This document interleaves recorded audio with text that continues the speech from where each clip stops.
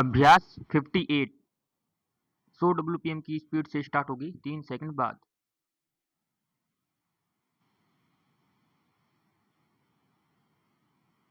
Start. महोदय, गांधी जी जिस समाज का स्वप्न देखते थे, शायद उस ओर हम नहीं जा रहे हैं। विनोबा जी के आंदोलन से कुछ कुछ लगता है कि हम भी उस ओर जा सकते हैं, पर और जितनी चीजें हमारे देश में हो रही है वे विपरीत देखने में आ रही है और हम उनकी ओर ही जा रहे हैं। मैं तो यही चाहूंगा कि आप इन सब चीजों को भली प्रकार से रखें और समझें। सब चीजों पर विचार करने का गांधी जी का अपना एक उद्देश्य था कि वे इस प्रकार के समाज का गठन करने के लिए उनके अनुकूल वातावरण पैदा करना चाहते थे। उनके कार्यक्रम के अनुसार चल सकें तो हम उस प्रकार का समाज स्थापित कर सकते हैं जैसा कि गांधी जी चाहते थे। परंतु यदि हम उनके बताए हुए रास्ते से विपरीत ही चले तो उसका परिणाम वह नहीं हो सकता जैसा वे चाहते थे। पेरा हमारे सामने यह प्रश्न आता है कि हमको उस पर विचार करना चाहिए। हो सकता है कि परिस्थिति इतनी प्रतिकूल हो कि हम चाहे कुछ भी करें, उससे हम उस परिस्थिति को नहीं बदल सकते।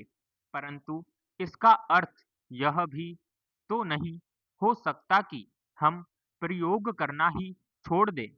मेरा तो विश्वास है कि यदि हम थोड़ा सा भी उस मार्ग पर चलेंगे और उस ध्येय को अपने सामने रखेंगे तो इसमें कोई संदेह नहीं कि आज नहीं तो कल, कल नहीं तो परसों, परसों नहीं तो कुछ दिनों के बाद हमारे देश के लोग उस पर ध्यान देंगे और दूसरे देशों के लोग भी हमारा साथ देंगे।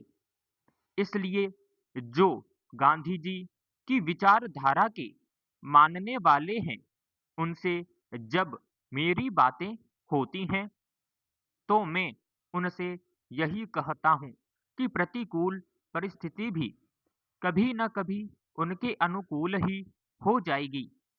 कौन यह कह सकता था कि हम इतनी जल्दी या इतनी आसानी से स्वराज्य पा सकेंगे।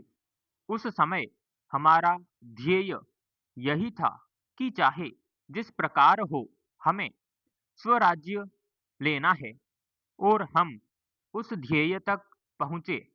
हमको समझना चाहिए कि आज की परिस्थिति न तो उतनी प्रतिकूल है और न कभी हो सकती है जितनी कि गांधी जी के दिनों में थी जब उन्होंने काम आरंभ किया। आज भले ही चारों ओर कठिनाइयाँ और संकट देखने में आए तो भी हमें उसी विश्वास के साथ आगे बढ़ना है। मैं आशा करता हूँ कि आपने चरखा चलाकर आज जो काम आरंभ किया है और विनोबा जी सारे देश में भूदान का जो काम कर रहे हैं और अब उन्होंने कूपदान की बात जो उठाई है, हम सभी स्थानों के लोग अपना अपना सहयोग देकर इस कार्य को आगे बढ़ाते जाएंगे जो बाद को एक बड़ी नदी का रूप धारण कर लेगी। ईश्वर की कृपा हुई तो उस नदी में एक बाढ़ भी आ सकती है। उस बाढ़ की आशा में हमें इन छोटी छोटी नालियों में अपनी अपनी बूंद डालने का प्रयत्न करते रहना चाहिए। समाप्त।